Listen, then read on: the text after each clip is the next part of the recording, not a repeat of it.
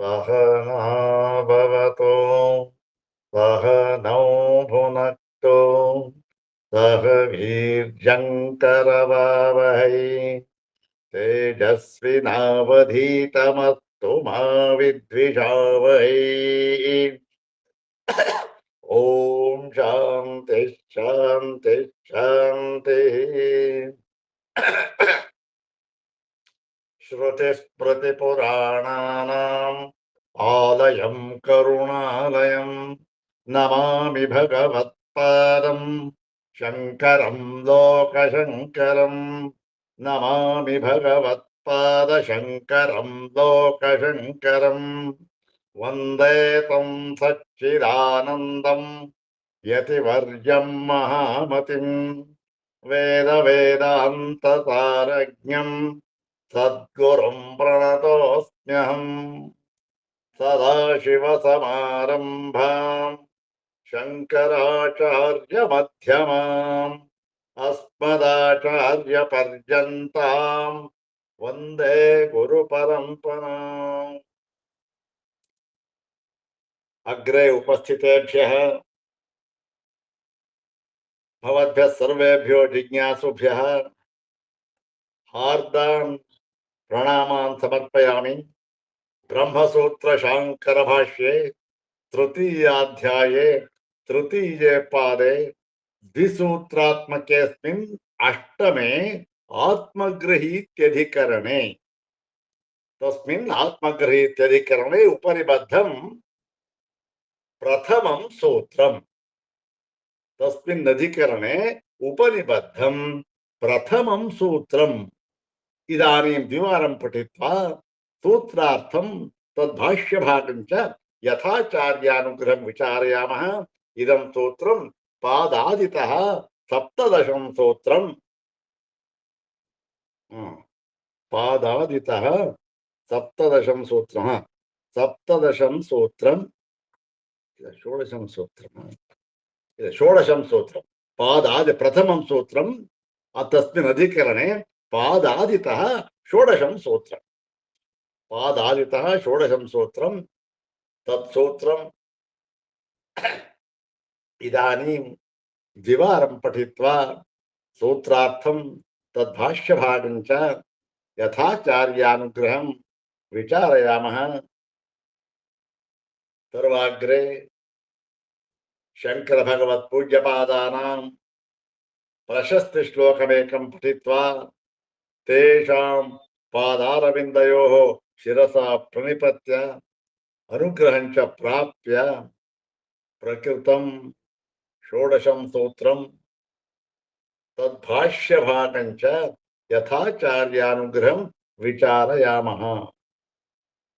अत्र अस्मिन् अधिकरणे प्रथमं वर्णकं समाप्तम्।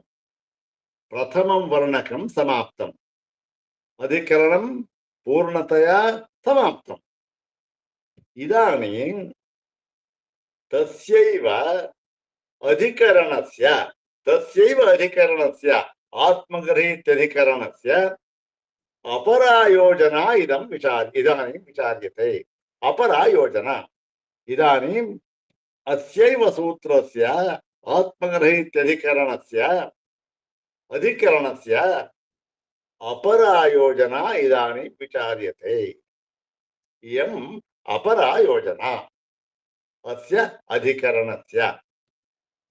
तथा तस्मिन् प्रथमं सूत्रम् इदानीं विचारयामः। प्रथमसूत्रस्य अपरा योजना अपरां योजनाम् इदानीं विचारयामः अथवा अपरा योजना इदानीं विचार्यते। सर्वाग्रे शंकर भगवत् पूज्यपादानां प्रशस्ति श्लोकमेकं द्विवारं पठामः। ओम यद्भाष्यवाक्यमननात् परिपूर्णमुक्ताः सर्वे जनाः संसारपाशनिबद्धहस्ताः रजनीशखण्डमण्डनपरावतारम् तं शङ्करं परमकारुणिकं नमामि। ಓಂ ಯದ್ಭಾಷ್ಯವಾಕ್ಯಮನನಾತ್ ಪರಿಪೂರ್ಣ ಮುಕ್ತಾಃ ಸರ್ವೇ ಜನಾಃ ಸಂಸಾರ ಪಾಶ ನಿಬದ್ಧ ಹಸ್ತಾಃ ರಜನೀಶ ಖಂಡ ಮಂಡನ ಪರಾವತಾರಂ ತಂ ಶಂಕರಂ ಪರಮಕಾರುಣಿಕಂ ನಮಾಮಿ. ಅಥ ಶ್ರೀಮಚ್ಛಂಕರ ಭಗವತಃ ಕೃತೌ ಶಾರೀರಕಮೀಮಾಂಸಾ ಭಾಷ್ಯೆ ತೃತೀಯೇ ಸಾಧನಾಧ್ಯಾಯೇ ತೃತೀಯೇ ಪಾದೆ ಸೂತ್ರದ್ವಯಾತ್ಮಕಂ ಅಷ್ಟಮಂ ಆತ್ಮಗೃಹೀತ್ಯಧಿಕರಣಂ. ಓಂ ಆತ್ಮಗೃಹೀತಿರಿತರವದುತ್ತರಾತ್ ಓಂ ಅನ್ವಯಾದಿತತೆ ಸ್ಯಾದವಧಾರಣಾತ್. ಇಮೇ ದ್ವೇ ಸೂತ್ರೇ ತಸ್ಮಿನ್ ಅಧಿಕರಣೆ ಉಪನಿಬದ್ಧೆ ಭಗವತಾ ಬಾದರಾಯಣಾಚಾರ್ಯೇಣ ಸರ್ವಜ್ಞೇನ. ಇದಾನೀಂ ತಸ್ಮಿನ್ ಅಧಿಕರಣೆ ಪ್ರಥಮಂ ಸೂತ್ರಂ. ಪ್ರಥಮಂ ಸೂತ್ರಂ ಇತ್ಯುಕ್ತೆ ಪ್ರಥಮ ಸೂತ್ರಸ್ಯ ತಸ್ಮಿನ್ ಅಧಿಕರಣಸ್ಯ ಅಪರಾ ಯೋಜನಾ ಇದಾನೀಂ ವಿಚಾರ್ಯತೆ. ಅಪರಾ ಯೋಜನಾ का सा अपरा योजना इत्युक्ते विचारयामः. तत्र प्रथमं सूत्रम् ओम आत्मगृहीतिरितरवदुत्तरात्. ओम ಆತ್ಮಗೃಹೀತಿರಿತರವದುತ್ತರಾತ್. ಈ ಒಂದು ಸೂತ್ರಕ್ಕೆ ಅನ್ವಯವನ್ನ ನಾವು ನೋಡಿದ್ದೇವೆ. ಏನು ಅನ್ವಯ ಅಂದ್ರೆ, ಮೊದಲನೆಯ ವರ್ಣಕದಲ್ಲಿ ಯಾವ ಒಂದು ವಿಷಯ ವಾಕ್ಯವನ್ನ ತೆಗೆದುಕೊಂಡು ಆಚಾರ್ಯರು ವಿಚಾರ ಮಾಡಿ ಈ ಒಂದು ಆತ್ಮ ಶಬ್ದಕ್ಕೆ ಅಲ್ಲಿ ಪರಮಾತ್ಮ ಎಂಬುದ ಅರ್ಥವನ್ನೇ ಮಾಡಬೇಕು ಎಂಬುದಾಗಿ ಹೇಳಿದ್ದರೋ, ಅದೇ ಅಧಿಕರಣಕ್ಕೆ ಈಗ ಬೇರೊಂದು ವಿಷಯ ವಾಕ್ಯವನ್ನ ತೆಗೆದುಕೊಂಡು ಮತ್ತೆ ಬೇರೊಂದು ಕಾರಣದಿಂದ ಅದೇ ಯಾವುದನ್ನ ಅದೇ ಸಿದ್ಧಾಂತ ಆತ್ಮ ಶಬ್ದಕ್ಕೆ ಪರಮಾತ್ಮ ಎಂಬ ಅರ್ಥವನ್ನೇ ಮಾಡಬೇಕು ಎಂಬುದಾಗಿ ಇಲ್ಲೂ ಕೂಡ ನಿರೂಪಣೆ ಮಾಡಿದ್ದಾರೆ.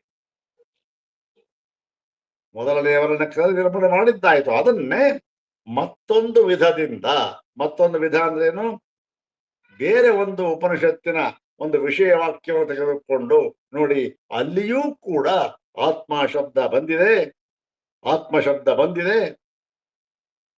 ಮತ್ತೆ ಕೆಲವು ಕಡೆ ಅದೇ ಅರ್ಥ ಮುಂದೆ ಅದಲ್ಲೇ ಬೇರೆ ಉಪನಿಷತ್ತಿನಲ್ಲಿ ಅದಕ್ಕೆ ಪರ್ಯಾಯವಾಗಿ ಒಂದನ್ನು ಬೇರೆ ಒಂದು ಪದವನ್ನು ಉಪಯೋಗಿಸಿದ್ದಾರೆ. ಹಾಗಾಗಿ ಈ ಎರಡೂ ಕೂಡ ಬೇರೆ ಅಥವಾ ಒಂದೇ ಎಂಬ ಸಂಶಯ ಬಂದು ಒದಗಲಾಗಿ ಅಲ್ಲಿಯೂ ಕೂಡ ಇದೇ ಸಿದ್ಧಾಂತ ಇಲ್ಲ, ಆತ್ಮ ಎಂದರೆ ಪರಮಾತ್ಮನನ್ನೇ ನಾವು ಗ್ರಹಿಸಬೇಕು ಎಂಬುದಾಗಿ ನಿರ್ಧಾರ ಮಾಡಿದ್ದಾರೆ. ನಿರ್ಧಾರ, ನಿಶ್ಚಯ ಮತ್ತೆ ಸಿದ್ಧಾಂತ ಎಲ್ಲ ಒಂದೇ. ಆದರೆ ವಿಷಯವಾಕ್ಯ ಮತ್ತು ಅದನ್ನ ಪ್ರತಿಪಾದಿಸಿರತಕ್ಕಂಥ ರೀತಿ ಇಲ್ಲಿ ಬೇರೆ ತರಹ. ಇದು ಕೂಡ ಏನ್ ಹೇಳುತ್ತೆ, ನಮ್ಮದೇನ್ ತೋರುತ್ತೆ ನಮಗೆ ಇದರಿಂದ ಅಂದ್ರೆ ಆಚಾರ್ಯರ ಸರ್ವಜ್ಞತ್ವವನ್ನು ವಿಚಾರ ಮಾಡಿ. ಎಲ್ಲ ಈ ಭಾಗವೇ ಆಗಿದೆ. ನೋಡೋಣ ಈಗ ಹಿಂದೆ ಏನ್ ಹೇಳಿದ್ರು, ಈ ಆತ್ಮಗೃಹೀತಿರಿತರವದುತ್ತರಾತ್ ಅಂತ ಹೇಳಿದ್ರು, ಹೌದ್ ತಾನೆ? ಅಲ್ಲಿ ನಾವು ಏನ್ ಅನ್ವಯ ಮಾಡಿದ್ವಿ ಅಂತಂದ್ರೆ, ಅಲ್ಲಿ ಇತರವತ್ ಅಂದ್ರೆ ಏನಾಗಿತ್ತಲ್ಲಿ, ತೈತ್ತಿರೀಯ ವಾಕ್ಯವತ್ ಅಂತ ತೆಗೆದುಕೊಂಡಿದ್ರು. ತೈತ್ತಿರೀಯದಲ್ಲಿ ತಸ್ಮಾತ್ ಆತ್ಮನ ಆಕಾಶ ಸಂಭೂತಃ ಎಂಬುದಾಗಿ ಯಾವ ಪಂಚಭೂತಗಳಿಗೆ ಕಾರಣವಾಗಿ ಪರಮಾತ್ಮನನ್ನು ಹೇಳಿದ್ದರೋ ಅದನ್ನೇ ಅದರಂತೆಯೇ ಇತರವತ್ ಅಂದ್ರೆ ತೈತ್ತಿರೀಯೋಪನಿಷದ್ ವಾಕ್ಯವತ್ ಅಂತ ಅರ್ಥ ಮಾಡಿ, ಆತ್ಮಗೃಹೀತಿ ಆತ್ಮಗ್ರಹಣನೇ ಮಾತ್ರ ಸ್ಯಾತ್, ಆತ್ಮಗ್ರಹಣನ್ನೇ ಮಾಡಬೇಕು. ಎಲ್ಲಿ? ಐತರೇಯದಲ್ಲಿಯೂ ಕೂಡ. ಆತ್ಮವಾಯುಧಮೇ ಕೈಯವಾಗ್ರಾಸಿ ಐತರೇಯದಲ್ಲಿಯೂ ಕೂಡ. ಯಾಕೆ ಸಂಶಯ ಯಾಕೆ ಬಂತು?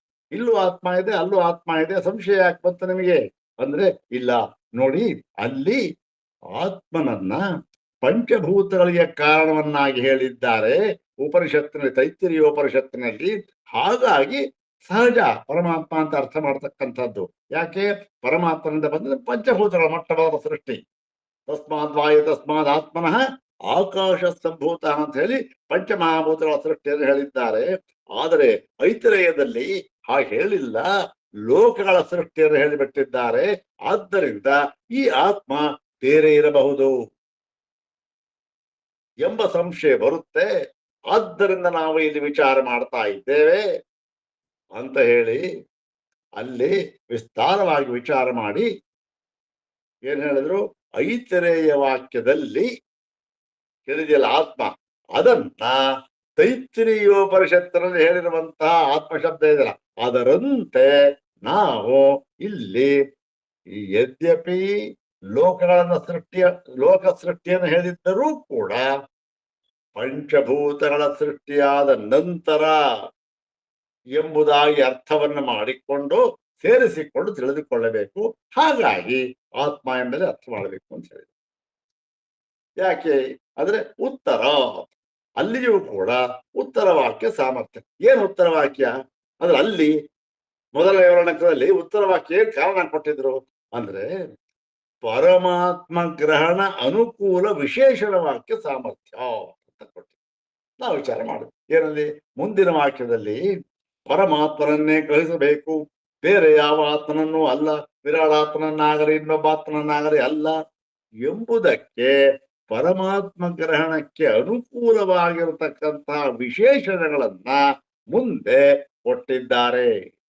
ಆ ವಾಕ್ಯಗಳ ಸಾಮರ್ಥ್ಯದಿಂದ ಇಲ್ಲಿ ಪರಮಾತ್ಮ ಅಂತ ನಾವು ಅರ್ಥವನ್ನು ಮಾಡ್ತಾ ಇದ್ದೇವೆ ಅಂತ ಹೇಳಿ ಮೊದಲನೆಯ ವರ್ಣಕವನ್ನು ಮುಗಿಸಿದ್ದರು. ಇದನ್ನು ಚೆನ್ನಾಗಿ ತಿಳ್ಕೊಂಡಿರ್ಬೇಕು.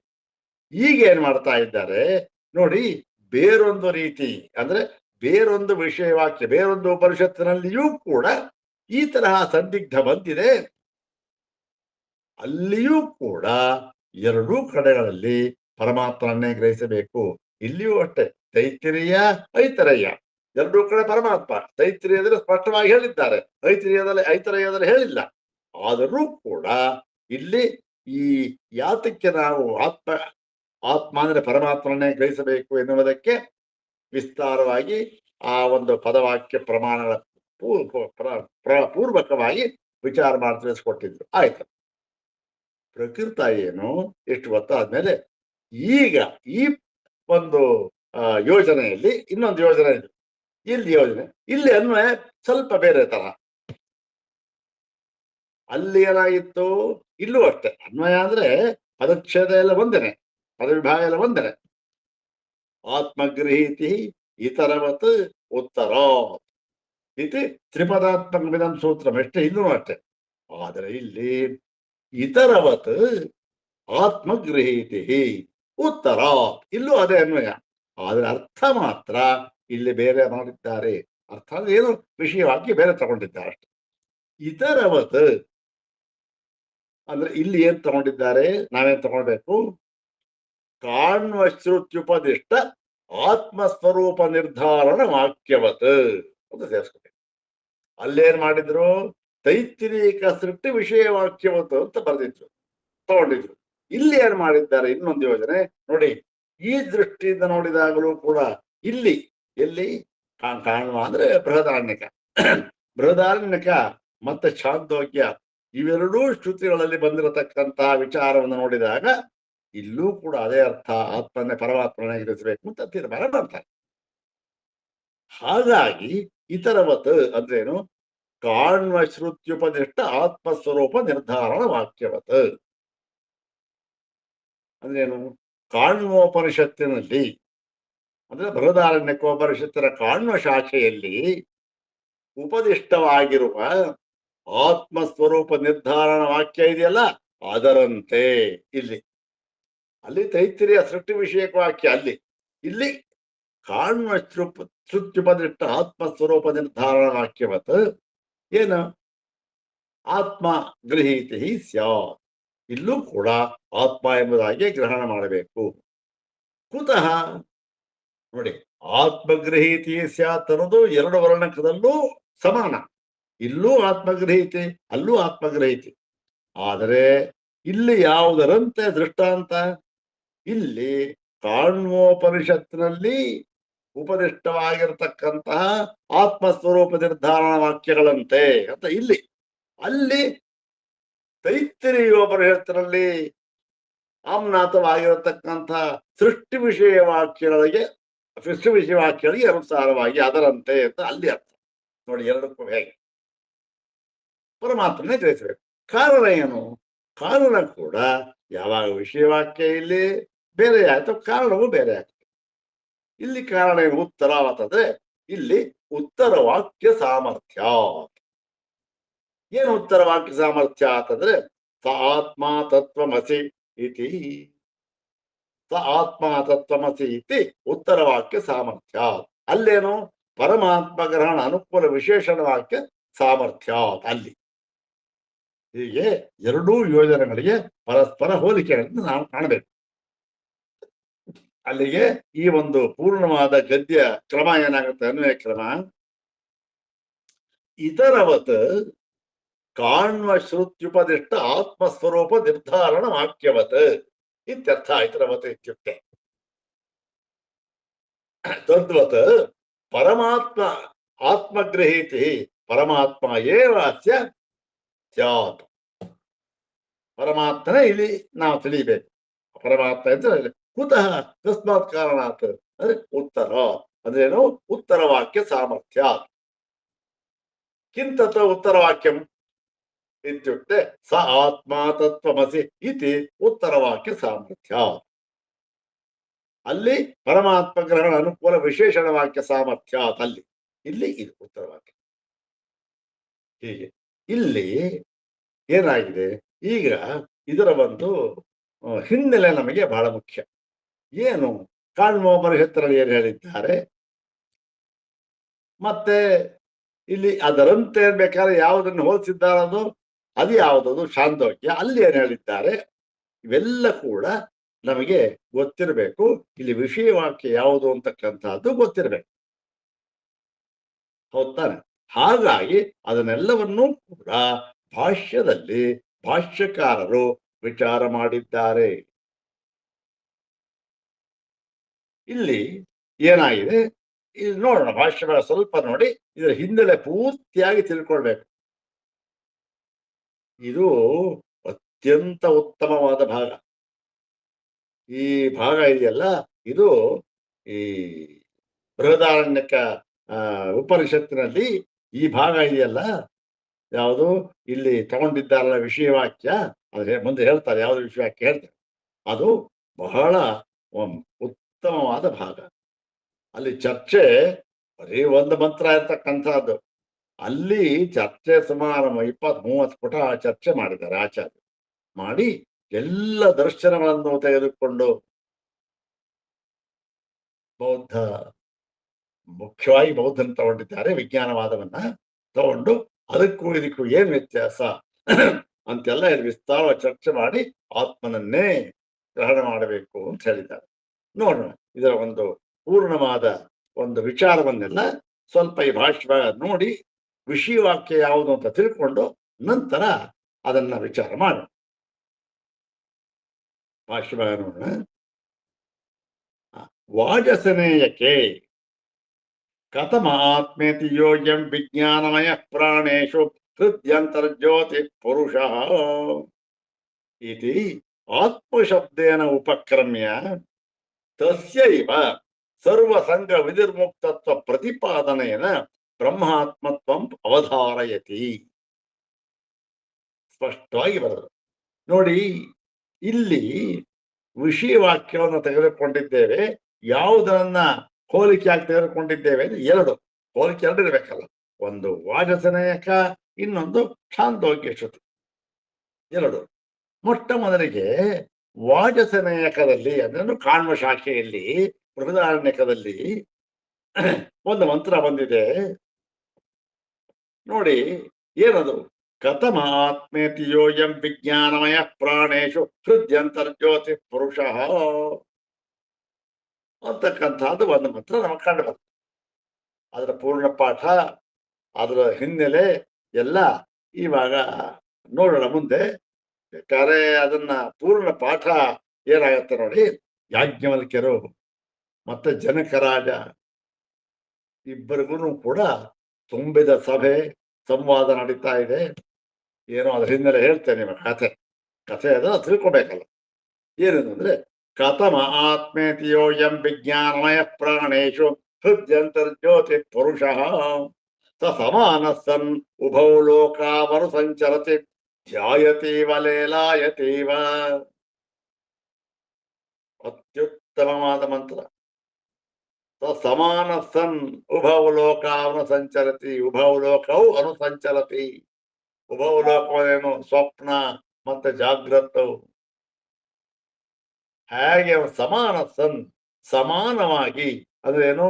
ಯಾವುದಕ್ಕೂ ಆ ಸಂಬಂಧ ಪಡದೆ ಕೇವಲ ಸಾಕ್ಷ್ಯ ಸ್ವರೂಪದಿಂದ ಇಲ್ಲೂ ಅಲ್ಲೂ ಅಲ್ಲೂ ಇಲ್ಲೂ ಓಡಾಡ್ಕೊಂಡಿರ್ತಾನೆ.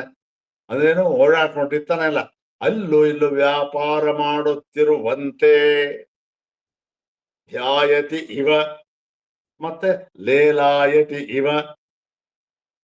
ಅಲ್ಲಿ ಬಹಳ ವಿಸ್ತಾರವಾಗಿ ನೋಡಿ. ಧ್ಯಾಯತಿ ಇವಾಗ ಲೀಲಾಯತಿ ಅಂತ ಎರಡು ಪದವನ್ನು ಯಾಕೆ ಬಳಸಿದ್ರು ಆಚಾರ್ಯರು? ಇಲ್ಲಿ ಉಪನಿಷತ್ತು ಯಾಕೆ ಬಳಸಿದೆ ಅಂತ ಅನ್ನುವುದನ್ನು ಆಚಾರ್ಯರು ವಿಸ್ತಾರವಾಗಿ ತಿಳಿಸ್ಕೊಟ್ಟಿದ್ದಾರೆ. ಅದೆಲ್ಲ ಸದ್ಯಕ್ಕೆ ಅದೇನು ಬೇಡ. ಈ ಅರ್ಥವನ್ನು ಮಾತ್ರ ಈಗ ತೆಗೆದುಕೊಂಡು ನೋಡ್ಕೊಂಡು ಬೃಹದಾರಣ್ಯಕರ ಒಂದು ಹೆಚ್ಚಿಗಾರಿಕೆ, ಆ ಒಂದು ಯಾಜ್ಞವಲ್ಕ್ಯರ ಸರ್ವಜ್ಞತ್ವ, ಮತ್ತೆ ಅದಕ್ಕೆ ಭಗವಾನ್ ಭಾಷ್ಯಕಾರ ಶಂಕರರು ಇವರ ಎಂಥದ್ದು ಇವರ ಸರ್ವಜ್ಞತ್ವ, ಇವೆಲ್ಲ ಕೂಡ ವ್ಯಕ್ತವಾಗತಕ್ಕಂಥ ಭಾಗ ಇದು. ಹಾಗಾಗಿ ಸ್ವಲ್ಪ ನಿಧಾನವಾಗಿ, ಸ್ವಲ್ಪ ವಿಳಂಬವಾದ ಚಿಂತೆ ಇಲ್ಲ. ನಿಧಾನವಾಗಿ ಆ ಹಿನ್ನೆಲೆ ಏನು ಇದ್ರದ್ದು ಎಲ್ಲ ತಿಳ್ಕೊಂಡು ನೋಡೋಣ. ನೋಡಿ, ಈ ಮಂತ್ರ ಇದು ಪೂರ್ತಿ ಹೇಳಿದ್ರು, ಅದಕ್ಕೆ ಅರ್ಥ ಮುಂದೆ ನೋಡೋಣ. ಇದರಿಂದ ಈ ತರ ಒಂದು ಮಂತ್ರ ಬಂದಿದೆ. ಕಥಮ ಆತ್ಮೇತಿ ಅಂದ್ರೆ ಯಾವ ಆತ್ಮ? ಯಾರು ಆತ್ಮ? ಆತ್ಮ ಅಂದ್ರೆ ಯಾರು ಅಂದ್ರೆ ಯಾತಕ್ಕೆ? ಯೋಯಂ ವಿಜ್ಞಾನಮಯ ಪ್ರಾಣೇಶು ಹೃದ್ಯಂತರ್ಜ್ಯೋತಿ ಪುರುಷ. ಅಂದ್ರೆ ಈ ವಿಜ್ಞಾನಮಯನಾದ ಈ ಪ್ರಾಣದಲ್ಲಿ ಹೃದ್ಯಂತರ್ಜ್ಯೋತಿ ಧಾರಾಕಾಶದಲ್ಲಿರ್ತಕ್ಕಂಥ ಪುರುಷ ಅಂತ ಇದ್ದಾನಲ್ಲ, ಅವನು ಯಾರು? ಏನು ಸಂಬಂಧ ನಮಗೂ ಅವನಿಗೂ?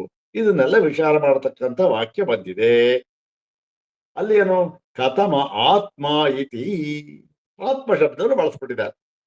ಕಥಮ ಆತ್ಮ ಅಂದ್ರೆ ಈ ಆತ್ಮನು ಯಾರು? ಬೇಕಾದಷ್ಟು ಕಥಮ ಅಂತಂದ್ರೆ ಏನು? ಎರಡಕ್ಕಿಂತ ಜಾಸ್ತಿ ಜನ ಆತ್ಮರಿದ್ದಾರೆ, ಅದರಲ್ಲಿ ಯಾರು ಅಂತ ಅರ್ಥ. ಎರಡಕ್ಕಿಂತ ಜಾಸ್ತಿ ಜನ ಕಥಮ, ಎರಡೇ ಇದ್ದಾಗ ಕಥರ. ಹೀಗೆ ಎರಡಕ್ಕಿಂತ ಜಾಸ್ತಿ ಇದ್ದಾರೆ ಆತ್ಮಗಳು. ಹೀಗಾಗಿ ಯಾರ ಆತ್ಮ ಅಂತಕ್ಕಂಥದ್ದು ಹೃದ್ಯಂತರ ಜ್ಯೋತಿ, ಅದು ಆ ದಹರಾಕಾಶದಲ್ಲಿ ಅಂತ ಹೊರಗಡೆ ಇರತಕ್ಕಂಥ ಪುರುಷ ಯಾರು ಅಂತ ಯೋಚನೆ ವಿಚಾರ ಮಾಡಿ ಏನ್ ಹೇಳಿದ್ದಾರೆ, ನಿರ್ಧಾರ ಮಾಡಿದ್ದಾರೆ ಅಂತ ಹೇಳಿ ಅಲ್ಲಿಂದ ಪ್ರಾರಂಭ ಮಾಡಿಕೊಂಡು, ಅವನು ಯಾರು ಗೊತ್ತೇನು?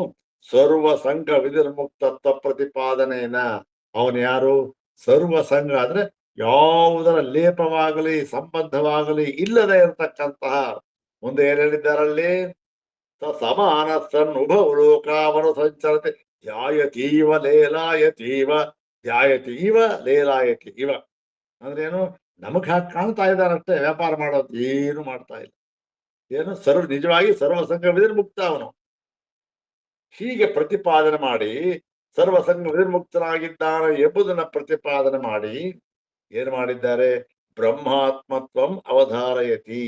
ಬ್ರಹ್ಮ ಆತ್ಮ, ಅದೇ ಆತ್ಮನಾಗಿದ್ದಾನೆ. ಬ್ರಹ್ಮ ಸ್ವರೂಪ, ಆತ್ಮ ನಮ್ಮ ಸ್ವರೂಪನಾಗಿ ಅದನ್ನ ಇಲ್ಲಿ ಆತ್ಮ ಅಂತ ಕರೆದಿದೆ ಎಂಬುದಾಗಿ ಅವಧಾರಯತಿ. ಅಂದ್ರೆ ಇಲ್ಲಿ ಈ ಒಂದು ಭಾಷ್ಯಕಾರ ಶ್ರುತಿ ನಿಶ್ಚಿನೋತಿ. ಅವಧಾರಯತಿ ಅಂದ್ರೆ ಒಂದೇ, ನಿಶ್ಚಿನೋತಿ ಅಂದ್ರೆ ಒಂದೇ. ನಿರ್ಧಾರ ಮಾಡಿದೆ ಏನಂತ? ಸರ್ವಸಂಘ ವಿನಿರ್ಮುಕ್ತತ್ವ ಪ್ರತಿಪಾದನೆ, ಸರ್ವಸಂಘ ವಿನಿರ್ಮುಕ್ತನಾದ ಪರಮಾತ್ಮ ಅಂತ ನಿರ್ಧಾರ ಮಾಡಿದೆ.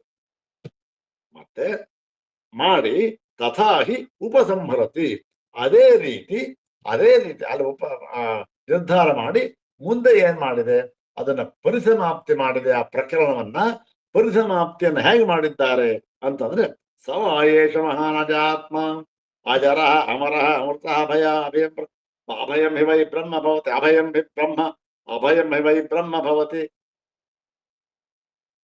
ಅಂದ್ಬಿಟ್ಟು ಏವಂ ವೇದಾಲ ಮುಂದೆ ಹೇಳ್ಕೊಂಡಿದ್ದಾರೆ.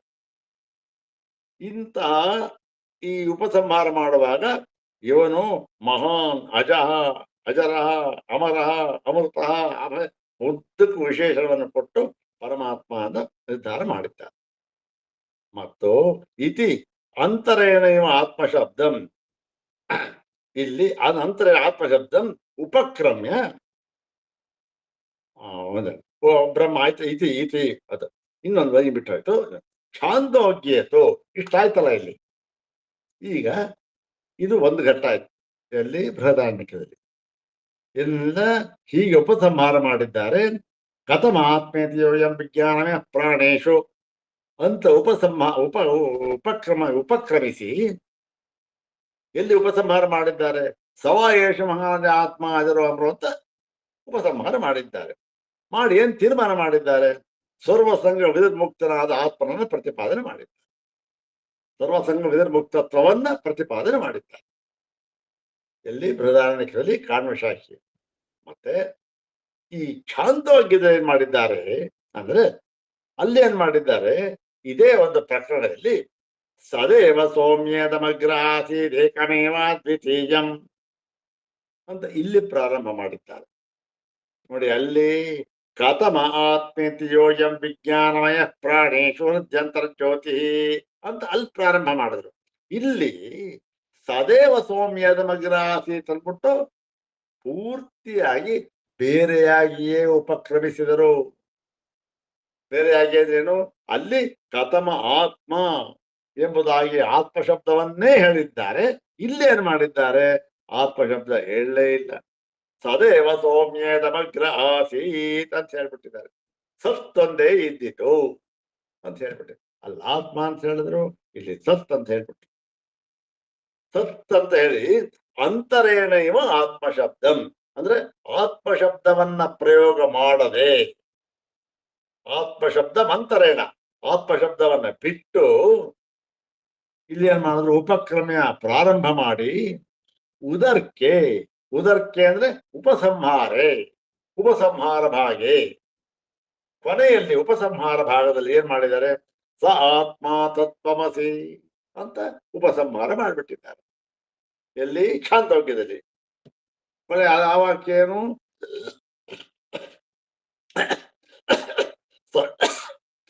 ಸಯೇಷೋಣಿಮ ಐತದಾತ್ಮ್ಯಮಿದಂ ಸರ್ವಂ ತತ್ ಸತ್ಯಂ ಸ ಆತ್ಮ ತತ್ವಮಸಿ ಶ್ವೇತಕೇತೋ ಅಂತ ಉಪಸಂಹಾರ ಮಾಡಿದ್ದಾರೆ. ಉದಕ್ಕೆ ಉಪಸಂಹಾರ ಮಾಡಿದ್ದಾರೆ. ಅಲ್ಲಿ ಏನಾಯ್ತು? ಅಲ್ಲಿ ಆತ್ಮ ಎಂಬ ಶಬ್ದವನ್ನಿಂದಲೇ ಪ್ರಾರಂಭ ಮಾಡಿದ್ರು ಬೃಹದಾರಣ್ಯಕದಲ್ಲಿ.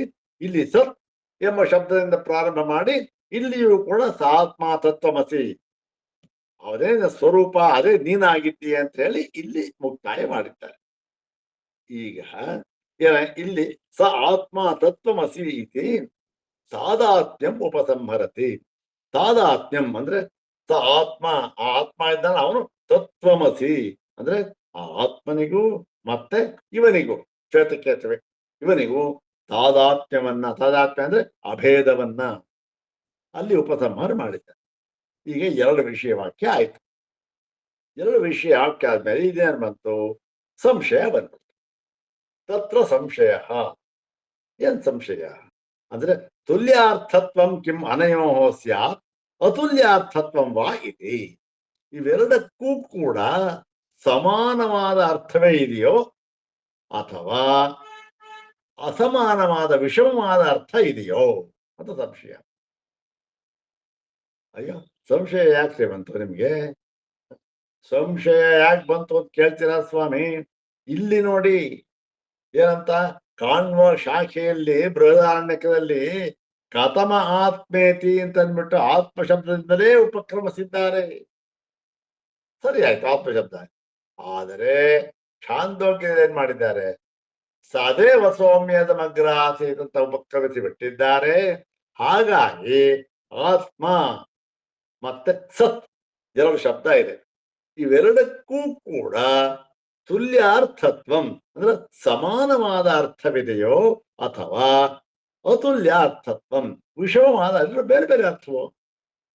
ಯಾಕೆ ಒಂದಕ್ಕೂ ಸಂಬಂಧವೇ ಇಲ್ಲ. ಆತ್ಮ ಅಂತ ಅಲ್ಲಿ ಬಳಸ್ಯಾರೆ, ಇಲ್ಲಿ ಸತ್ ಅಂತ ಇನ್ನೊಂದು ಶಬ್ದ ಬಳಸ್ಕೊಟ್ಟಿದ್ದಾರೆ. ಹಾಗಾಗಿ ಇವೆರಡು ಒಂದೇ ಅರ್ಥದಲ್ಲಿ ಬಂದಿದೆಯೋ ಅಥವಾ ಬೇರೆ ಬೇರೆ ಅರ್ಥ ಇದೆಯೋ ಅಂತ ವಿಚಾರ ಮಾಡ್ಬೇಕು. ಮೊಟ್ಟ ಮೊದಲಿಗೆ ನಮಗೆ ಏನ್ ತೋರುತ್ತೆ ಅಂತಂದ್ರೆ ಅತುಲ್ಯಾರ್ಥತ್ವ ಮಿತಿ ತಾವತ್ತು ಪ್ರಾಪ್ತಂ. ತಾವತ್ತು ಅಂದ್ರೆ ಪ್ರಥಮ, ಪ್ರಾಥಮ್ಯೇನ ಪ್ರಾಥಮ್ಯೇನ ಪ್ರಥಮಂ ತಾವತ್ತು ಅಂತ ಪ್ರಥಮಂ ಅಂತ. ತಾವತ್ತು ಅಂದ್ರೆ ಈ ಒಂದು ಪ್ರಾಥಮ್ಯೇನ ಮೊಟ್ಟ ಮೊದಲಿಗೆ ನಮಗೆ ಅತುಲ್ಯಾರ್ಥತ್ವ ಎರಡು ಬೇರೆ ಬೇರೆ ಕಣ್ರಿ ಅಂತ ಗೊತ್ತಾಗುತ್ತೆ. ಯಾಕೆ? ಎರಡಕ್ಕೂ ಸಂಬಂಧವೇ ಇಲ್ಲ. ಒಂದು ಆತ್ಮ, ಇಲ್ಲಿ ಒಂದು ಸತ್. ಏನ್ ಸಂಬಂಧ ಎರಡಕ್ಕೂ? ಏನೂ ಇಲ್ಲ. ಹೀಗೆ ಎರಡೂ ಕೂಡ ಬೇರೆ ಬೇರೆ ಅರ್ಥ ಅಂತ ಹೇಳಿ. ಯಾಕೆ? ತಾವತ್ತ ಅತುಲ್ಯತ್ವಾತ್ ಆಮ್ನಾನಯೋಹೋ. ಯಾಕೆ ಅಂದ್ರೆ ಇಲ್ಲಿ ಆಮ್ನಾನಯೋ ಅಂದ್ರೆ ಉಪದಿಷ್ಟ ಈ ಹೇಳಿದೆಯಲ್ಲ, ಅಲ್ಲಿ ಮಂತ್ರ ಇದು, ಮಂತ್ರ ಇದೆ. ಮಂತ್ರವೂ ಕೂಡ ಎರಡೂ ಕೂಡ ಬೇರೆ ಬೇರೆ ಆಗಿದೆ. ಅಲ್ಲಿ ಕಥಮಾತ್ಮೇತಿಯೋಯಂ ವಿಜ್ಞಾನಮಯ ಪ್ರಾಣೇಶು ಹೃದ್ಯಂತರ ಜ್ಯೋತಿ ಪುರುಷ ಅಂತ ಅಲ್ಲಿ ಮಾಡಿದ್ರು. ಇಲ್ಲಿ ಸದೇವ ಸೌಮ್ಯದ ಮಗ್ರಾಸೀದೇಕಮೇವ ದ್ವಿತೀಯಂ ಅಂತ ಪ್ರಾರಂಭ ಮಾಡಿದ್ರು. ಇಲ್ಲಿ ಎರಡಕ್ಕೂ ಸಂಬಂಧವಿಲ್ಲ. ಮತ್ತು ನಹಿ ಆಮ್ನಾನ ವೈಷಮ್ಯೇ ಸತಿ ಅರ್ಥ ಸಾಮ್ಯಂ ಯುಕ್ತಂ ಪ್ರತಿಪತ್ತಂ. ಹೀಗೆ ಎರಡೂ ಕಡೆಗಳಲ್ಲಿ ಮಂತ್ರಗಳನ್ನ ಬೇರೆ ಬೇರೆಯಾಗಿ ಪ್ರಯೋಗಿಸಿರುವುದರಿಂದ ಎರಡು ಬೇರೆ ಬೇರೆ. ಅಲ್ಲಿ ಆತ್ಮ ಇದೆ, ಸತ್ ಅಂತಿದೆ. ಹೀಗೆ ಆಮ್ನಾನ ವೈಷಮ್ಯ ಇದೆ. ಎರಡಕ್ಕೂ ಅಲ್ಲೊಂಥರ ಹೇಳಿದ್ದಾರೆ, ಇಲ್ಲೊಂಥರ ಹೇಳಿದ್ದಾರೆ, ಸಾಮ್ಯ ಇಲ್ಲ. ಹೀಗಿರುವಾಗ ಅರ್ಥ ಸಾಮ್ಯಂ ಯುಕ್ತಂ ನ ಯುಕ್ತಂ ಪ್ರತಿಪಕ್ತಂ. ಹೀಗಿರುವಾಗ ಎರಡಕ್ಕೂ ಒಂದೇ ಅರ್ಥ ಎಂದು ತಿಳಿಯುವುದು ಸಮಂಜಸವಲ್ಲ. ಯಾಕೆ? ಆಮ್ನಾನ ವೈಷಮ್ಯ ಇದೆ. ಎರಡೂ ಕೂಡ ಬೇರೆ ಬೇರೆ ತರ ಆಮ್ನಾಥವಾಗಿದೆ. ಯಾವಾಗ ಬೇರೆ ಬೇರೆ ತರ ಆಮ್ನಾಥವಾಗಿದೆ, ಅರ್ಥವೂ ಬೇರೆ ಬೇರೆ ಆಗಿರುತ್ತೆ ಅಂತ ಹೇಳಿ ಆಮ್ನಾನ ತಂತ್ರತ್ವ ಅರ್ಥ ಪರಿಗ್ರಹಸ್ಯ. ನಾವು ಅರ್ಥ ಹೇಗ್ ಮಾಡ್ಬೇಕು ಅಂದ್ರೆ ಆಮ್ನಾಯ ಅಂದ್ರೆ ಮಂತ್ರ. ಇಲ್ಲಿ ಮಂತ್ರಗಳಿಗೆ ಅಧೀನವಾಗಿ ಅರ್ಥ ಮಾಡ್ಬೇಕು. ಮಂತ್ರ ಹೇಗಿದೆ ಹಾಗೆ ಅರ್ಥ ಮಾಡ್ಬೇಕು. ಅದನ್ನ ಬಿಟ್ಬಿಟ್ಟು ಏನ್ರಿ ಸತ್ ಅಂದರೆ ಆತ್ಮ ಸಂಬಂಧವೇ ಇಲ್ವಲ್ಲಪ್ಪ. ಸತ್ ಎನ್ನುವುದಕ್ಕೂ ಆತ್ಮ ಯಾವ ವಿಧದಲ್ಲೂ ಸಂಬಂಧವೇ ಇಲ್ಲಲ್ಲ. ಹಾಗೆ ಈ ನಾವು ಅರ್ಥ ಮಾಡ್ಬೇಕಾದ್ರೆ ಈ ಆಮ್ನಾನ ತಂತ್ರ ಮಂತ್ರಕ್ಕೆ ಅಧೀನವಾಗಿ ಅರ್ಥ ಮಾಡ್ಬೇಕು. ಮಂತ್ರ ಹೇಗಿದೆ ಅರ್ಥ ಮಾಡ್ಬೇಕು. ಮತ್ತು ವಾಚಸನೇಯಕೇಚ ಆತ್ಮಶಬ್ದೋಪಕ್ರಮಾತ್ ಆತ್ಮತತ್ವೋಪದೇಶ ಇತಿ ಗಮ್ಯತೆ. ನೋಡಿ, ವಾಚಸನೇಯಕದಲ್ಲಿ ಬೃಹದಾರಣ್ಯಕದಲ್ಲಿ ಕಾಣ್ವ ಶಾಖೆಯಲ್ಲಿ ಅಲ್ಲೇನು ಆತ್ಮ ಎಂಬುದಾಗಿ ಕಂಠೋಕ್ತವಾಗಿ ಹೇಳಿ ಅಲ್ಲಿಂದ ಉಪಕ್ರಮಿಸಿದ್ದಾರೆ. ಆತ್ಮಶಬ್ದ ಉಪಕ್ರಮಾತ್. ಅಲ್ಲಿ ಅಲ್ಲೇನಾಗುತ್ತೆ? ಓಹೋ, ಇಲ್ಲಿ ಆತ್ಮತತ್ವೋಪದೇಶ ಅಂತ ನಮಗೆ ಗೊತ್ತಾಗುತ್ತೆ. ಸರಿಯಾಗಿದೆ. ಆತ್ಮ ಎನ್ನುವ ಪದದಿಂದಲೇ ಉಪಕ್ರಮಿಸಿದ್ದಾರೆ. ಹಾಗಾಗಿ ಇದು ಆತ್ಮತತ್ವ ನಿರ್ಧಾರಣ ಪ್ರಕರಣ ಅಂತ ಗೊತ್ತಾಗುತ್ತೆ. ಛಾಂದೋಗ್ಯದಲ್ಲಾದರೂ ಉಪಕ್ರಮ ವಿಪರ್ಯಯಾತ್ ಉಪದೇಶ. ಛಾಂದೋಗ್ಯದಲ್ಲಿ ಹೇಳಿದ್ದಾರೆ ಉಪಕ್ರಮ ವಿಪರ್ಯಯ. ಅದೇ ತರ ಹೇಳಿಲ್ಲ. ಎಲ್ಲಿ ಸಂಬಂಧ? ಕಥಮಾತ್ಮೇತಿ ಯೋಯಂ ವಿಜ್ಞಾನ ಪ್ರಾಣೇಶು ಹೃದ್ಯಂತರ್ಜ್ಯೋತಿ ಪುರುಷ ಅಂತನ್ನೋದಕ್ಕೂ ಸದೇವ ಸೌಮ್ಯದ ಮಗ್ರ ಆಸೀತ್ ಏಕಮೇವ ದ್ವಿತೀಯಂ ಅಂತ ಹೇಳಕ್ಕೂ ಎಲ್ಲಿ ಸಂಬಂಧ? ಯಾವುದು ಹೋಲಿಕೆನೇ ಇರಲ್ಲ ಅಂತ ಹೇಳಿ ಹೀಗೆ ಉಪಕ್ರಮ ವಿಪರ್ಯಯ ಇದೆ. ಎರಡು ಬೇರೆ ಬೇರೆ ಇದೆ. ಹಾಗಾಗಿ ಉಪದೇಶ ವಿಪರ್ಯಯ ಎರಡಕ್ಕೂ ಕೂಡ ಬೇರೆ ಬೇರೆ ಉಪದೇಶ ಅಂತ ಅರ್ಥ ಮಾಡಬೇಕು. ಇಲ್ಲೇ ಬೇರೆ ಅಲ್ಲೇ ಬೇರೆ ಅಂದ್ರೆ ಏನು? ಅಲ್ಲೇ ಆತ್ಮ ಪ್ರಕರಣ, ಇಲ್ಲಿ ಸತ್ ಪ್ರಕರಣ ಅಷ್ಟೇ. ಇಲ್ಲಿ ಒಂದು ಸಣ್ಣದೊಂದು ಈ ಆಕ್ಷೇಪ ಹೇಳ್ತಾರೆ. ಸತ್ಯ ಮುಕ್ತಂ. ಹೌದು, ಎರಡು ವಿಪರ್ಯಾಯ. ನಾನು ಛಂದೋಗಾನಾಮಪಿ ಅಸ್ತಿ ಉದರ್ಕೆ ತಾದಾತ್ಮ್ಯೋಪದೇಶ ಇತ್ಯುಕ್ತ. ಅಲ್ಲ ಸ್ವಾಮಿ, ತಾದಾತ್ಮ್ಯನ ಛಾಂದೋಗ್ಯದಲ್ಲೂ ಹೇಳಿದ್ದಾರೆ ಅಂತ ನೀವೇ ಹೇಳಿದ್ರಲ್ಲ. ಎಲ್ಲಿ? ಕೊನೆಯಲ್ಲಿ ತತ್ವಮಸಿ ಸ ಆತ್ಮ ತತ್ವಮಸಿ ಎಂಬುದಾಗಿ ಉಪಸಂಹಾರ ಮಾಡಿದ್ದಾರೆ ಅಂತ ನೀವೇ ಹೇಳಿದ್ರಲ್ಲ. ಹಾಗೂ ತಾದಾತ್ಮ್ಯ ಬಂತಲ್ಲ. ಇಲ್ಲೂ ಕೂಡ ಏನು ಯೋಯಂ ವಿಜ್ಞಾನ ಹೃದಯಂತರ ಪುರುಷ ಅಂತ ಇಲ್ಲೂ ಮಾಡಿದ್ದಾರೆ. ಅವನೇ ಪುರುಷ, ಅಲ್ಲೂ ಮಾಡಿದ್ದಾರೆ ತಾದಾತ್ಮ್ಯವನ್ನ. ಏನಾಯ್ತು ನಮಗೆ ಅಂತಂದ್ರೆ ಸತ್ಯ ಮುಕ್ತ, ಹೌದಪ್ಪ ಹೇಳಿದ್ದಾರೆ. ಎರಡರಲ್ಲೂ ಕೂಡ ತಾದಾತ್ಮ್ಯವನ್ನು ಹೇಳಿದ್ದಾರೆ. ಆದರೆ ಉಪಕ್ರಮ ತಂತ್ರತ್ವ ಉಪಸಂಹಾರಸ್ಯ ತಾದಾತ್ಮ್ಯ ಸಂಪತ್ತಿ ಸಾಹಿತಿ ಮನ್ಯತೆ. ಏನಾಯ್ತು? ಆದ್ರೂ ಕೂಡ ನೋಡಿ, ಈ ಉಪಕ್ರಮ ತಂತ್ರತ್ವ ಅಂದ್ರೆ ಅಲ್ಲಿ ಉಪಸಂಹಾರ ಇದೆ ಮಾಡಿದ್ದಾರಲ್ಲ, ಅದು ಉಪಕ್ರಮ ತಂತ್ರ ಅಂದ್ರೆ ಉಪಕ್ರಮಕ್ಕೆ ಅಧೀನವಾಗಿದೆ. ತಂತ್ರ ಅಂದ್ರೆ ಅಧೀನ, ಉಪಕ್ರಮಕ್ಕೆ ಅಧೀನವಾಗಿದೆ ಅಲ್ಲಿ. ಹಾಗಾಗಿ ಅದು ತಾದಾತ್ಮ್ಯ ಅಂತಕ್ಕಂಥದ್ದು ನಾವು ಒತ್ತು ಮಾಡಬೇಕಾಗಿದೆ. ತಾದಾತ್ಮ್ಯ ಎಂಬತಕ್ಕಂಥದ್ದು ಉಪಕ್ರಮ ಸಾಮರ್ಥ್ಯದಿಂದ ನಾವು ಒತ್ತು ಮಾಡಬೇಕು. ಆದರೆ ಉಪಕ್ರಮ ಏನಾಗಿದೆ? ಉಪಕ್ರಮ ಬೇರೆ ಬೇರೆಯಾಗಿದೆ. ಬೇರೆ ಬೇರೆಯಾಗಿದ್ದಾಗ ಈ ತಾದಾತ್ಮ್ಯ ಹೇಳಿದ್ದಾರೆ. ತಾದಾತ್ಮ್ಯ ಅಂತ ಹೇಳಿದ್ದಾಗ ಯಾವುದರಲ್ಲಿ ತಾದಾತ್ಮ್ಯ ಅಂತಕ್ಕಂಥದ್ದನ್ನ ನಾವು ವಿಚಾರ ಮಾಡಬೇಕು. ಇಷ್ಟು ಹೇಳಿದಾರಪ್ಪ ತಾದಾತ್ಮ್ಯ, ಯಾವುದರಲ್ಲಿ ತಾದಾತ್ಮ್ಯ? ವಾಕ್ಯ ಅಲ್ಲಿ ಆತ್ಮ ಅಂತಿದೆ, ಆತ್ಮನಲ್ಲಿಯೋ, ಅಥವಾ ಇಲ್ಲಿ ಸತ್ ಅಂತಿದೆ, ಸತ್ತಿನಲ್ಲಿಯೋ? ಎರಡು ಬೇರೆ ಬೇರೆ ಆಯ್ತಲ್ಲ. ಆತ್ಮ ಬೇರೆ, ಸತ್ ಅಂತ ಪದಾರ್ಥ ಬೇರೆ. ಅಲ್ಲಿ ಅದಕ್ಕೆ ತಾದಾತ್ಮ್ಯ ಹೇಳಿದ್ದಾರೆ, ಇಲ್ಲಿ ಇದಕ್ಕೆ ತಾದಾತ್ಮ್ಯ ಹೇಳಿದ್ದಾರೆ. ಏನಲ್ಲಿ? ಹೌದು. ಆದ್ದರಿಂದ ವಿಚಾರ ಮಾಡಿ, ಹಾಗೊಂದು ವೇಳೆ ಅಲ್ಲಿ ಆತ್ಮನಿಗೆ ತಾದಾತ್ಮ್ಯ, ಇಲ್ಲಿ ಸತ್ತಿಗೆ ತಾದಾತ್ಮ್ಯ ಅಂದ್ರೆ ಎರಡು ವಸ್ತುವನ್ನು ಹೇಳಿದಾಗ ಹೋಯ್ತು, ನಿಮ್ಮ ಅದ್ವೈತ ಹೋಯ್ತು. ಆತ್ಮತತ್ವ ಬೇರೆ, ಸತ್ತತ್ವ ಬೇರೆ ಎಂದಾಗಾಯ್ತು. ಅಲ್ಲಿ ಅದಕ್ಕೆ ತಾದಾತ್ಮ್ಯ, ಇಲ್ಲಿ ಇದಕ್ಕೆ ತಾದಾತ್ಮ್ಯ. ಅದೇ ಬೇರೆ, ಇದೇ ಬೇರೆ. ಏನು? ನಿಮ್ಮ ಏಕಮೇವ ಅದ್ವಿತೀಯ ಬ್ರಹ್ಮ ಅಂತ ಅನ್ನೋದು ಹೋಗಿಬಿಡ್ತು ಅಂತ ವಿಚಾರ. ಇದನ್ನ ಪೂರ್ತಿಯಾಗಿ ವಿಚಾರ ಮಾಡ್ತಾರೆ. ಈಗ ನಮಗೆ ಈ ಎರಡೂ ಕಡೆಗಳಲ್ಲಿ ಏನು ವಿಚಾರ ಮಾಡಿದ್ದಾರೆ ಅಂತಕ್ಕಂಥದ್ದು ಗೊತ್ತಾಯ್ತು. ಇದಕ್ಕೆ ಈಗ ನಾವು ಈ ಒಂದು ಅಧಿಕರಣಕ್ಕೆ ಈ ಇನ್ನೊಂದು ಯೋಜನೆ ಮಾಡಿದ್ದಲ್ಲ, ಈಗ ನಾವು ಯೋಜನೆ ವಿಚಾರ ಮಾಡ್ತಾ ಇದ್ದೀವಲ್ಲ, ಆ ಯೋಜನೆಯಂತೆ ಒಂದು ಶ್ಲೋಕ ಮಾಡಿದ್ದಾರೆ. ನಾವು ಶ್ಲೋಕ ವಿಚಾರ ಮಾಡ್ತಾ ಇದ್ದೇವಲ್ಲ, ಆ ಶ್ಲೋಕ ಏನು ಅಂತ ಅನ್ನೋದನ್ನು ನೋಡಿದಾಗ ನಮಗೆ ಇವೆಲ್ಲ ವಿಚಾರ ಮಾಡಿದ್ದೀವಲ್ಲ ಈಗ, ಹಾಗಾಗಿ ನಮ್ಗೆ ಗೊತ್ತಾಗತ್ತಿವಾಗ, ಓಹೋ ಇದು ಶ್ಲೋಕ, ಈ ಶ್ಲೋಕದ ಅರ್ಥ ಇದು ಅಂತ ಗೊತ್ತಾಗತ್ತೆ. ಶ್ಲೋಕ ಇವಾಗ ನಾನು ಹೇಳ್ತೇನೆ, ನೆನ್ನೆ ಕಳಿಸ್ಕೊಟ್ಟಿದ್ದೇನೆ ಎಲ್ಲರಿಗೂ. ಯಾವುದು ವಾಟ್ಸಾಪ್ ಅಲ್ಲಿ ತಮ್ಮ ಇರ್ಬೋದು, ಇದ್ರೆ ಬೇಕಾದ್ರೆ ನೋಡ್ಕೋಬಹುದು, ಇಲ್ಲದೆ ಇದ್ರು ಪರವಾಗಿಲ್ಲ, ಹೇಳ್ತೇನೆ. ಆ ಶ್ಲೋಕ ಆಗಿದೆ ನೋಡಿ. ನಮಗೆ ಶ್ಲೋಕ ನಾನು ಹೇಳ್ತೇನಲ್ಲ, ಮುಂಚೆ ಇಷ್ಟು ಇವಾಗ ವಿಚಾರ ಮಾಡಿದಷ್ಟೂ ಕೂಡ ವಿಷಯವಾಕ್ಯ, ಛಾಂದೋಗ್ಯ, ಬೃಹದಾರಣ್ಯಕ ಅಲ್ಲಿ ಹೇಗೆ ಉಪಕ್ರಮ ಮಾಡಿ ಉಪಕ್ರಮಿಸಿದ್ದಾರೆ, ಸತ್ತು, ಆತ್ಮ, ಇವೆಲ್ಲ ಸ್ವಲ್ಪ ಗಮನಕ್ಕೆ ತಂದ್ಕೊಂಬಿಡಿ, ಗೊತ್ತಾಗುತ್ತೆ. ಏನು? ದ್ವಯೋರ್ವಸ್ತ್ವನ್ಯದೇಕಂ ವಾ ಕಾಣ್ವಚ್ಛಾಂದೋಗ್ಯ ಷಷ್ಠಯೋ ಉಭಯತ್ರ ಪೃಥಗ್ವಸ್ತು ತದಾತ್ಮಭ್ಯಾಮುಪಕ್ರಮಾತ್. ಇದೇನದು? ಇಲ್ಲಿ ಸಂಶಯ, ಪೂರ್ವ ಪಕ್ಷ ಎರಡೂ ಹೇಳಿದ್ದಾರೆ ಈ ಭಾಗದಲ್ಲಿ. ಏನು? ದ್ವಯೋ ಕಾಣ್ವ ಛಾಂದೋಗ್ಯ ಷಷ್ಠಯೋ ಅಂತ ಅರ್ಥ ಮಾಡಿ. ಅಂದ್ರೆ ಕಾಣ್ವ ಛಾಂದೋಗ್ಯ, ಹೌದಾನೆ? ಕಾಣ್ವಶ್ಚ ಛಾಂದೋಗ್ಯಶ್ಚ ಕಾಣ್ವ ಛಾಂದೋಗ್ಯೌ ತಯೋ ಕಾಣ್ವ ಛಾಂದೋಗ್ಯಯೋ. ಅದರಲ್ಲಿ ಕಾಣ್ವ ಛಾಂದೋಗ್ಯಯೋ ಷಷ್ಠಯೋ ಅಂದ್ರೆ 6ನೇ ಅಧ್ಯಾಯದಲ್ಲಿ ಬಂದಿರತಕ್ಕಂತಹ ಅಂತ. ಎರಡರಲ್ಲೂ 6ನೇ ಅಧ್ಯಾಯದಲ್ಲಿ. ಇಲ್ಲಿ ಸಾಮಾನ್ಯವಾಗಿ ಬೃಹದಾರಣ್ಯಕಾಲ ಅಂತ ಹೇಳುವಾಗ ಇದು ಈ ಕಥಮ ಆತ್ಮೇತ್ಯೋ ಎಂಬ ಜ್ಞಾನಮಯ ಪ್ರಾಣೇಶು ಇದೆಯಲ್ಲ, ಅದು 4ನೇ ಅಧ್ಯಾಯ ಅಂತ ಹೇಳ್ತಾರೆ.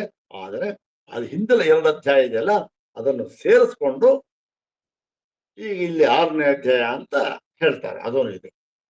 ಹಾಗಾಗಿ ಎರಡರಲ್ಲೂ ಕೂಡ 6ನೇ ಅಧ್ಯಾಯ ದ್ವಯೋಹೋ ಕಾಣ್ವ ಛಾಂದೋಗ್ಯಯೋಹೋ ಷಷ್ಠಯೋಹೋ. ಕಾಣ್ವ ಮತ್ತು ಛಾಂದೋಗ್ಯ ಈ ಎರಡೂ ಉಪನಿಷತ್ತುಗಳಿಲ್ಲ 6ನೇ ಅಧ್ಯಾಯಗಳಲ್ಲಿ ಹೇಳಿರತಕ್ಕಂಥ ದ್ವಯೋಹೋ ವಸ್ತು ಹೇಳಿರ್ತಕ್ಕಂಥ ವಸ್ತು ತತ್ವ ಹೇಳಿ, ವಸ್ತು ತತ್ವ. ತತ್ವವು ಅನ್ಯತ್ವ ಏಕಂ ವಾ, ಒಂದೆಯೋ ಅಥವಾ ಬೇರೆಯೋ. ಗೊತ್ತಾಯ್ತಲ್ಲ? ದ್ವಯೋರ್ವಸ್ತ್ವನ್ಯದೇಕಂ ವಾ ಕಾಣ್ವ ಛಾಂದೋಗ್ಯ ಷಷ್ಠಯೋ. ಅರ್ಥ ಆಯ್ತು. ನಾವು ವಿಚಾರ ಮಾಡಿದ್ವಿ. ಈಗ ಎರಡರಲ್ಲೂ ಹೇಳಿದ್ದಾರೆ. ಎರಡರೂ ಹೇಳತಕ್ಕಂತ ಒಂದು ವಸ್ತು ತತ್ವ ಒಂದೆಯೋ ಬೇರೆಯೋ ಅಂತ ಸಂಶಯ ಬಂತು. ಈಗ ಪೂರ್ವ ಪಕ್ಷ ಏನ್ ಮಾಡ್ತಾರೆ ಅದನ್ನ ಹೇಳ್ತಾರೆ. ಉಭಯತ್ರ ಪೃಥಗ್ವಸ್ತು, ಉಭಯತ್ರ ಎರಡೂ ಕಡೆಗಳಲ್ಲಿ ಪೃಥಗ್ವಸ್ತು ಬೇರೆ ಬೇರೆಯ ತತ್ವಗಳನ್ನ ಹೇಳಿದ್ದಾರೆ. ಅಲ್ಲಿ ಆತ್ಮತತ್ವ, ಇಲ್ಲಿ ಸತ್ತತ್ವ. ಯಾಕೆ ಒಂದಕ್ಕೂ ಸಂಬಂಧವೇ ಇಲ್ಲ. ಆತ್ಮ ತತ್ವ ಇಲ್ಲಿ, ಸತ್ ಇಲ್ಲಿ ಎರಡರಲ್ಲೂ ಕೂಡ ಬೇರೆ ಬೇರೆ ತತ್ವಗಳು ಹೇಳಲ್ಪಟ್ಟಿದೆ. ಉಭಯತ್ರ ಪೃಥಗ್ವಸ್ತು. ಯಾತಕ್ಕೆ ಏನಂತ ಯಾಕೆ ನಿರ್ಧಾರ ಮಾಡಿದ್ರಿ ಅಂದ್ರೆ ಸದಾತ್ಮಭ್ಯಾಮ್ ಉಪಕ್ರಮಾತ್. ಸದಾತ್ಮಭ್ಯಾಮ್, ಸದಾತ್ಮಭ್ಯಾಮ್ ಅಂತಕ್ಕಂಥದ್ದು ಇಲ್ಲಿ ಇದು ದಿವಸದ ರೂಪ. ಏನು ಸತ್ ಆತ್ಮಭ್ಯಾಮ್ ಅಂತ ಅದೇನು ಸಚ್ಚ ಸತ್ ಚ ಸಚ್ಚ ಆತ್ಮಾ ಚ ಸದಾತ್ಮಾನೌ ತನ್ನ ಸಮಾಸ. ಸಚ್ಚ ಆತ್ಮಾ ಚ ಸದಾತ್ಮಾನೌ ತಾಭ್ಯಾಂ ಸದಾತ್ಮಭ್ಯಾಂ. ಅಂದ್ರೆ ಸದಾತ್ಮ ಮತ್ತೆ ಆತ್ಮ ಅಂತಿದೆ. ಅದು ಸತ್ತು ಆತ್ಮ ಎರಡು ಶಬ್ದ. ಅದು ಹೀಗೆ ಎರಡು ಸತ್ತು ಮತ್ತೆ ಆತ್ಮ ಎಂಬ ಎರಡು ಬೇರೆ ಬೇರೆ ಶಬ್ದಗಳಿಂದ ಉಪಕ್ರಮಾತ್ ಉಪಕ್ರಮಿಸಿರುವುದರಿಂದ ಏನಾಯ್ತು? ಪೃಥಕ್ ವಸ್ತು, ಎರಡು ಕೂಡ ಬೇರೆ ಬೇರೆ ತತ್ವ ಅಂತ ನಮಗೆ ತೋರುತ್ತೆ. ಇದು ಪೂರ್ವ ಪಕ್ಷ. ಇದಕ್ಕೆ ಸಿದ್ಧಾಂತ ಏನ್ ಹೇಳ್ತಾರೆ? ನಾವಿನ್ನು ನೋಡಿದ ಸಿದ್ಧಾಂತನ ಶ್ಲೋಕ ನೋಡ್ಕೊಂಡಿರೋಣ. ಸಿದ್ಧಾಂತ ಏನ್ ಹೇಳ್ತಾರೆ? ಸಾಧಾರಣೋಯಂ ಸಚ್ಛಬ್ದ ಸ ಆತ್ಮ ತತ್ವಮಿತ್ಯತಃ. ಈ ಸಚ್ಛಬ್ದ ಇದೆಯಲ್ಲ, ಇದು ಸಾಧಾರಣೋಯಂ ಅಂದ್ರೇನು? ಆತ್ಮ ಎಂಬುದಕ್ಕೆ ಸಾಧಾರಣವಾಗಿ ಹೇಳಲ್ಪಟ್ಟಿದೆ, ಸಮಾನವಾಗಿ ಹೇಳಲ್ಪಟ್ಟಿದೆ. ಯಾತಕ್ಕೆ ಅಂದ್ರೆ ಮುಂದೆ ಉಪಸಂಹಾರದಲ್ಲಿ ಸ ಆತ್ಮ ತತ್ವಮಿತ್ಯತಃ ಸ ಆತ್ಮ ತತ್ವಮಸಿ ಅಂತ ಅದು ಪ್ರತೀಕ. ಸ ಆತ್ಮ ತತ್ವಮಸಿ ಎಂಬುದಾಗಿ ಹೇಳಿರುವುದರಿಂದ ಸ ಆತ್ಮ ತತ್ವಮಿತ್ಯ. ಆತ್ಮ ತತ್ವ ಅಂತ ಪ್ರತೀಕ. ಆತ್ಮ ತತ್ವ ಸ ಆತ್ಮ ತತ್ವಮಸಿ ವಾಕ್ಯ ಇದೆ, ಅದನ್ನು ತಗೊಂಡಿದ್ದಾರೆ. ಸ ಆತ್ಮ ತತ್ವಮಿತ್ಯತಃ. ಮತ್ತು ವಾಕ್ಯಶೇಷಾದಾತ್ಮವಾಜಿ ಆತ್ಮ ವಾಕ್ಯಶೇಷಾದಾತ್ಮವಾಚಿ ತಸ್ಮಾತ್ ವಸ್ತು ಏಕಮೇತಯೋಃ. ತಸ್ಮಾತ್ ವಸ್ತ್ವೇಕಮೇತಯೋಃ. ವಾಕ್ಯಶೇಷಾತ್ ಆತ್ಮವಾಚಿ. ವಾಕ್ಯಶೇಷಾತ್ ಮುಂದೆ ಉಪಸಂಹಾರದಲ್ಲಿ ವಾಕ್ಯಶೇಷದಲ್ಲಿ ಕೊನೆಯಲ್ಲಿ ಏನಾಗಿದೆ? ಎರಡೂ ಉಪನಿಷತ್ತುಗಳಲ್ಲಿ ಆತ್ಮವಾಚಿ ಆತ್ಮನ ಹೇಳ್ತಕ್ಕಂತ ಶಬ್ದ ಇದೆ. ಅಲ್ಲೂ ಇದೆ ಸವಾ ಏಷ ಮಹಾನಜ ಆತ್ಮ ಅಜರು ಅವನು ಅಂತ ಅಲ್ಲಿದೆ. ಇಲ್ಲಿ ಸ ಆತ್ಮ ತತ್ವಮಸಿ ಅಂತ ಇಲ್ಲಿ ಉಪಸಂಹಾರ ಇದೆ ನೋಡಿ. ವಾಕ್ಯಶೇಷಾತ್ ಆತ್ಮವಾಚಿ. ಆತ್ಮ ಎಂಬತಕ್ಕಂಥದ್ದು ಎರಡೂ ಕಡೆಯಲ್ಲಿ ಕೂಡ ಸಮಾನವಾಗಿ ವಾಕ್ಯಶೇಷದಲ್ಲಿ ಬಂದಿದೆ, ಉಪಕ್ರಮದಲ್ಲಿ ಬಂದಿಲ್ಲ, ವಾಕ್ಯಶೇಷದಲ್ಲಿ ಬಂದಿದೆ. ಹಾಗಾಗಿ ತಸ್ಮಾತ್ ವಸ್ತು ಏತಯೋಹೋ ಏಕಂ. ಏತಯೋಹೋ ಏತಯೋ ಏತಯೋ ದ್ವಯೋ ಎರಡೂ ಕಡೆಗಳಲ್ಲಿ ವಸ್ತು ಒಂದೇ, ತತ್ವ ಒಂದೇ ಆಗಿದೆ ಅಂತ ನಿರ್ಧಾರ. ಏನ್ ಶ್ಲೋಕ ನೋಡಿ ಹೇಗೆ ಈ ಆ 2ನೇ ಆ ವರ್ಣಕ ಇದೆಯಲ್ಲ, ಇನ್ನೊಂದು ಅಪರಾಯೋಜನ ಅಂತ. ಅದ್ರದ್ದು ಪೂರ್ತಿ ಸಂದರ್ಭ ಇದು ವಿಸ್ತಾರವಾಗಿದೆ. ಇದರ ಒಂದು ಹಿನ್ನೆಲೆಯನ್ನು ನಾಳೆ ಹೇಳ್ತೇನೆ. ಅದನ್ನ ಹಿನ್ನೆಲೆ ತಿಳ್ಕೊಂಡಿರ್ಬೇಕು. ಎಷ್ಟು ಇದಾಗಿ ಬರ್ದಿದ್ದಾರೆ ನೋಡಿ. ಇದರಿಂದ ಈ ಶ್ಲೋಕ ಯಾರು ಮಾಡಿದ್ರು ಅವರಿಗೆ ಎಷ್ಟು ಎಂಥ ತಾದಾತ್ಮ್ಯ ಇರ್ಬೇಕು, ಎಂಥ ಅರ್ಥ ಹೇಗೆ ಅರ್ಥ ಇರ್ಬೇಕು. ದ್ವಯೋರ್ವಸ್ತ್ವನ್ಯದೇಕಂ ವಾ ಕಾಣ್ವಚ್ಛಾಂದೋಗ್ಯ ಷಷ್ಠಯೋಃ ಉಭಯತ್ರ ಪೃಥಗ್ವಸ್ತು ಸದಾತ್ಮಭ್ಯಾಮುಪಕ್ರಮಾತ್ ಸಾಧಾರಣೋಯಂ ಸಚ್ಛಬ್ದಃ ಸಾತ್ಮ ತತ್ವಮಿತ್ಯತಃ ವಾಕ್ಯಶೇಷಾದಾತ್ಮವಾಚಿ ತಸ್ಮಾತ್ ವಸ್ತ್ವೇಕಮೇತಯೋಃ. ಓಂ ಶಾಂತಿ ಶಾಂತಿ ಶಾಂತಿ. ಓಂ ತತ್ಸತ್. ಒಂದು ಭಾಗ ನಾಳೆ ನೋಡಿ ಮುಂದಿನ ಭಾಗ.